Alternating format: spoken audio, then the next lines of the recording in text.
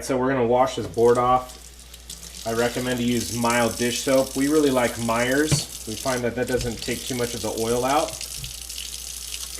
And I'm using warm water just to scrub this all down.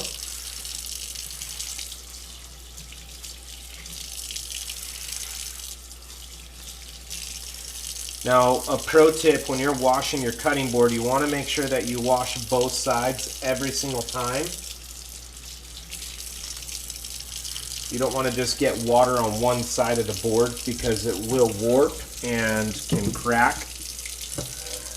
So you want to make sure to go ahead and get water on both sides of it. Now, one thing that's super important when you're washing your cutting board is you don't want to submerge it under water. I'll show you that here in a minute. You can see I'm getting both sides wet with the water. There we are.